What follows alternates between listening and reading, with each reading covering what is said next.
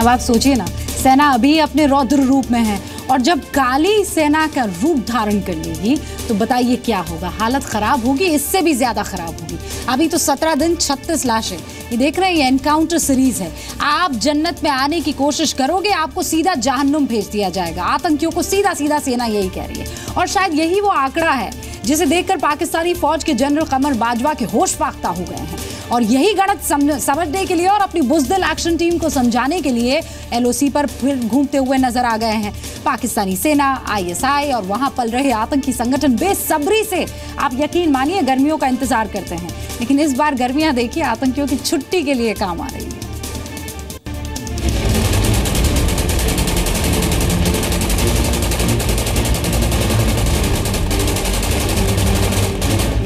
जन्नत में घुसोगे तो जहन्नुम जाओगे। लगातार ऐसे ऑपरेशंस इन इलाकों में जो नियंत्रण रेखा से सटे इलाके हैं, जहां जहां से आशंका है कि मिलिटेंट्स घुसपैठ कर सकते हैं, सेना ने जारी रखे हुए हैं और जितनी भी इन्फिल्ट्रेशंस की कोशिश की जाएंगी, सेना का दावा है कि उन्हें विफल किया जाएगा। बॉर्डर पर जारी है एनकाउंटर सीरीज। सरहद पार से घुसपैठ न कर पाए, इस पर जोर दिया है और हमें इसमें काफी हद तक पिछले दिनों में सफलता प्राप्त हुई है। 3 दिनों में 14 और 17 दिनों में 36 आतंकी ढेर। सेना ने काउंटर इन्फिल्ट्रेशन ग्रिड जो है उसको बहुत स्ट्रॉन्ग किया है। 3 लेयर सिक्योरिटी लगा दी गई है नियंत्रण रेखा पर। बॉर्डर पर इन दिनों भारत पाकिस्तान के बीच एनकाउंटर सीरीज चल रही है। इस सीरीज में भारतीय सेना पाकिस्तान की बुज़दिल एक्शन टीम बैट के आतंकियों को चुन चुन कर एनकाउंटर कर रही है। इस एनकाउंटर सीरीज में भारत की एक तरफा जीत से पाकिस्तान के आर्मी चीफ जनरल बाजवा इतने बेचैन हो गए कि खुद ही एलओसी पर अपने आतंकियों की लाशें गिनने पहुंच गए। बाजवा दरअसल भारतीय सेना की गोली स्कीम से डरे अपने सैनिकों और आतंकवादियों का मनोबल बढ़ाने आए। उन्होंने अपने सैनिकों से कश्मीर में आतंकवाद को भड़काने के एजेंडे पर काम करते रहने को कहा, लेकिन बाजवा के लिए हालात बद से बदतर होते जा रहे हैं, क्योंकि बीते 17 दिनों में पाकिस्तान के प्यारे 36 आतंकियों का एनकाउंटर हो चुका है। सुबह कश्मीर के गुरेज में एक आतंकी का एनकाउंटर हुआ, जबकि 9 जून को उरी में ही घुसपैठ की कोशिश कर रहे 6 आतंकी मारे गए।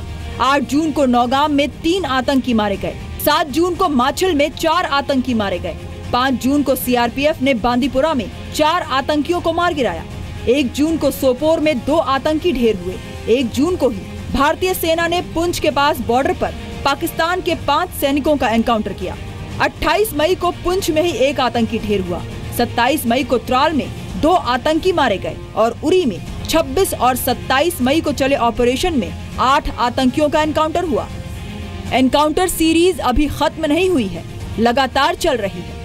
जो आजकल का जो आतंकवाद है और जो टेररिस्ट है, वो नई नई कार्रवाई ढूंढता रहता है किस तरह से अपने को सक्षम बनाना है।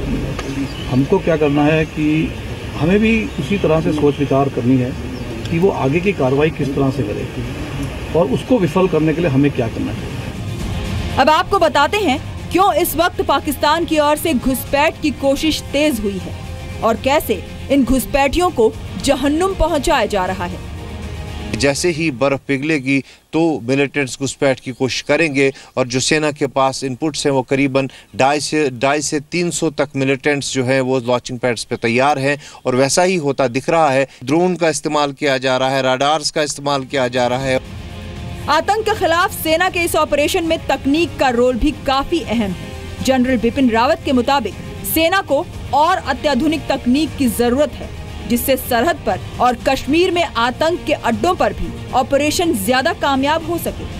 क्योंकि टेक्नोलॉजी के जरिए हम ये पता कर सकते हैं कि जो आतंकवाद है वो किस तरह की हरकत कर रहा है, किस इलाके में हरकत कर रहा है। तो बनस्पत की हम जगह जगह आवाम को तकलीफ पहुँचाएँ, जगह जगह लोगों के घर में घुस के वहाँ पे सर्च ऑपरेशन करें। हम ये चाहते हैं अगर हमारे पास मॉडर्न टेक्नोलॉजी हो तो इसका सही तरीके से इस्तेमाल किया जाए। कश्मीर में सोशल मीडिया के जरिए पाकिस्तान घाटी के युवाओं को बहका रहा है। जनरल रावत ने ऐसे भटके युवाओं से सुधर जाने की अपील की। तो कश्मीर में जो है एक मिस इन्फॉर्मेशन या डिस इन्फॉर्मेशन कैंपेन चलाया जा रहा है, जो कि सोशल मीडिया के जरिए वहाँ के जो नौजवान हैं उनको भड़काया जा रहा है उनको बहलाया फुसलाया जा रहा है, जिससे कि वो गलत रास्ते पर चल रहे हैं। हमारी तो कोशिश यही रहेगी कि जितने भी ये नौजवान हैं जो गलत रास्ते पर भटक गए हैं, ये जो हैं हथियार डालकर हमारे साथ मिलजुल कर काम करें। कश्मीर में भारत के खिलाफ पाकिस्तान के हर हथकंडे को सेना भी समझती है और सरकार भी। इस बार भारत के लिए बोनस ये है कि सेना पाकिस्तान के इन हथकंडों का जवाब 2 कदम आगे बढ़कर दे रही है। देहरादून से रामानुज के साथ खालिद हुसैन, जी मीडिया, बारामूला। आप समझ गए होंगे, 17 दिन 36 आतंकी ढेर कर दिए जाते हैं। वहां महिला पत्थरबाजों से निपटने के लिए एक महिला दस्ता तैयार करने की बात यहां पर जनरल रावत करते हैं। कासो 15 साल बाद लौट आता है और आज उसका लाइव डेमोन्स्ट्रेशन बाकायदा लाल चौक पर होता है। आज लाल चौक पर श्रीनगर कासो अभियान देखने को मिला, जो 15 साल पहले सेना ने वापस ले लिया था। कासो यानी कॉर्डन एंड सर्च ऑपरेशन, यानी खास इनपुट मिलने के बाद पूरे इलाके की घेराबंदी करके आतंकवादियों को सर्च किया जाता है। इनपुट श्रीनगर के लाल चौक के लिए भी मिला था। क्या हुआ उसके बाद देखिए।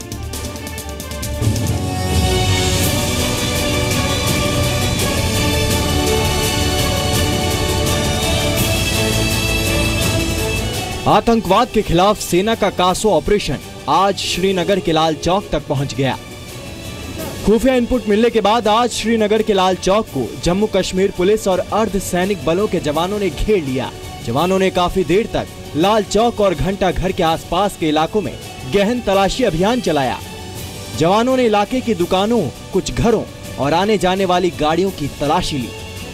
अनंतनाग के काजीकुंड में आज आतंकी हमला भी हुआ। आतंकियों ने आईटीबीपी की टुकड़ी को निशाना बनाया और उनकी गाड़ी पर फायरिंग की। ये हमला तब हुआ जब सुरक्षा बलों की 2 गाड़ियां हाईवे से गुजर रही थी। हमले में सुरक्षा बलों की गाड़ी के आगे चल रही एक कार निशाना बन गई और उसमें सवार एक नागरिक घायल हो गया। जवाबी कार्रवाई में जवानों ने भी फायरिंग की। हालांकि आतंकी फरार होने में सफल हो गए। सुरक्षा बलों को मौके से हमले में इस्तेमाल गोला बारूद मिले हैं। ब्यूरो रिपोर्ट, जी मीडिया। तो साहब 15 साल पहले कासो को इसलिए वापस ले लिया सेना ने क्योंकि सेना को बार बार ये चीजें का एहसास हो रहा था कि वहां के लोकल सेना से दूर हो रहे हैं। लेकिन अब हालात ऐसे हैं कि वहां के लोकल्स को आतंकी शील्ड के तौर पर, ढाल के तौर पर इस्तेमाल करते हैं और इसीलिए कासो का आना प्रोएक्टिव मोड में जाना सेना।